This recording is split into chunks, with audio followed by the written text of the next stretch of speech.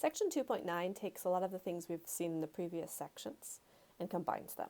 So we want to think about how we can use quantifiers, conditional statements, ands, ors, and nots all together to translate different statements that we've seen in math into symbolic logic.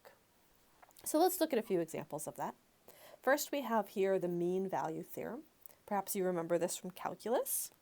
It says if a function f is continuous on some interval a, b, and differentiable on the open interval a, b, then there is some number c in a, b for which f prime of c is equal to f of b minus f of a over b minus a.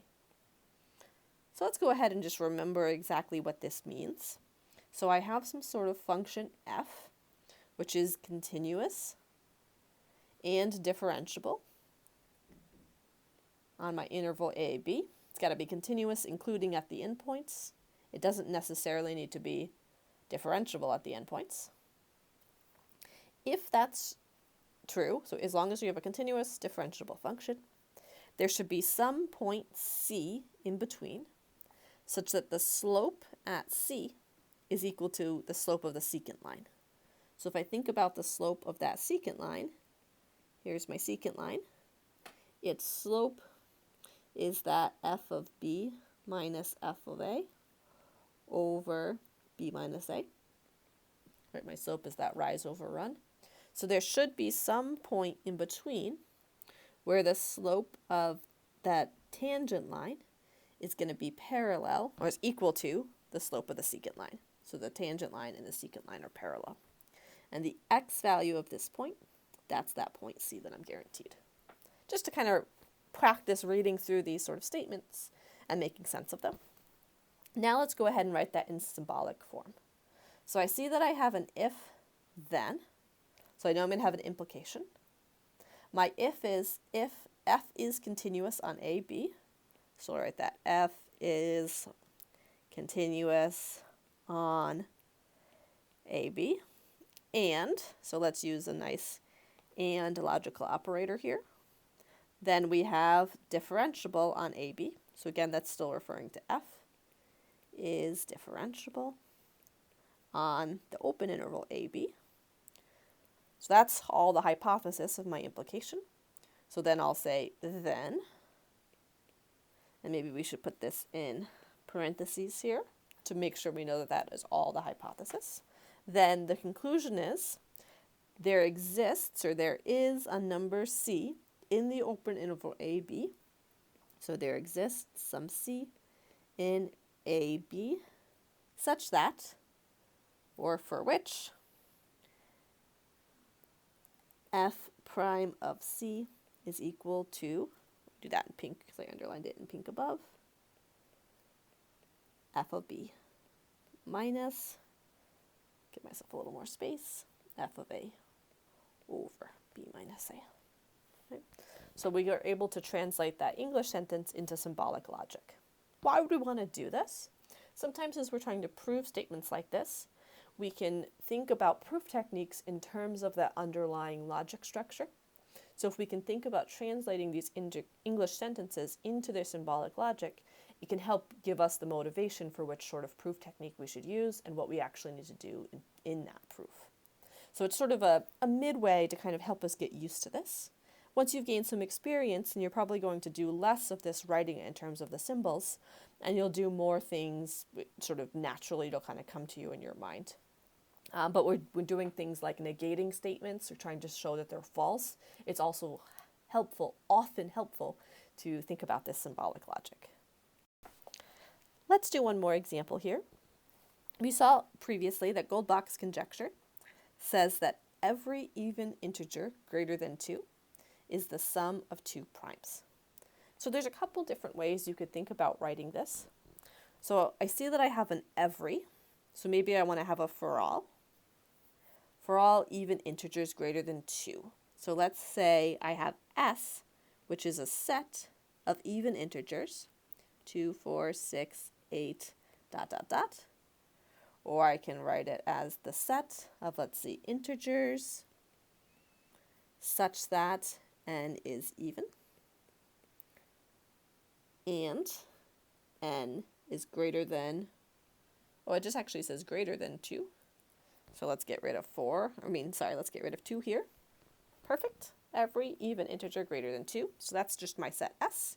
So now I can say for all x in S, so that gives me for every integer greater than 2, is the sum of 2 primes.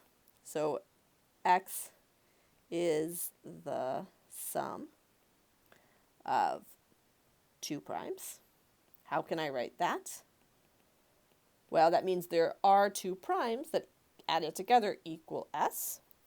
So let's let P equal the set of integers such that x is prime. All right, so I could say for all a in S, there exists some P and Q in this set P such that P plus Q equals X. Okay. So for every even number greater than 2, there exists 2 primes such that those 2 primes added together give you X. So that is one way I could write this.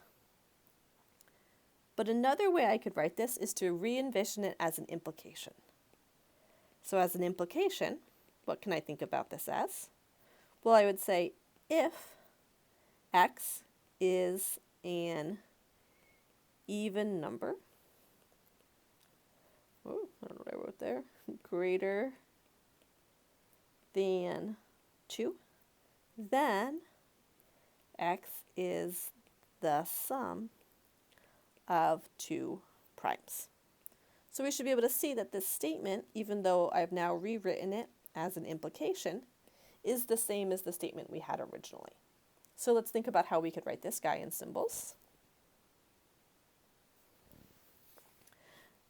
So now I have if x is an even number greater than 2, right? So x is in S. Remember, that is the set of even numbers greater than 2. So maybe we'll color code this here. If I'm looking at x is an even number greater than 2, that's x in S. And then we have our if then, so I'll put it implies. X is the sum of 2 primes, so there exists some P and Q such that P plus Q equals X. Okay, so this is another way of writing the same statement up here. In fact, whenever you have an implication of this form, where the hypothesis is just that your element is from a given set, you can always rewrite that as a for all elements in that set, we get the conclusion. So let's talk about that a little bit more in the next slide. So again, this general fact is that the following 2 statements are logically equivalent. For all x in S, Q of x, that's the same as saying x is in S implies Q of x. And let's think about why that's true. We've seen that when you have x's in S implies Q of x. That's the same as saying for all x is in S implies Q of x. But what this is saying is that this is going to be true if whenever x is in S, then we must get that Q of x is true. Right? So for an implication to be true, whenever the hypothesis is true, the conclusion must be true. If the hypothesis is false, we don't really say anything. So we need, whenever we're in x and S, or for all x and S, we need it to be true that Q of x, which is exactly what this statement is saying. Right, so those statements are going to be logically equivalent, and it's often helpful to be able to sort of move back and forth between those 2 statements when we're trying to think about proving them. So I encourage you to keep that in mind. For your discussion exercise for this section, I want you to try to translate each of the following sentences into symbolic logic. After you've translated them, you can think about whether or not they're true or false and how you'd go about proving them. But the first thing I want you to really focus on here is actually just translating these into symbolic logic. So we'll talk about that in class.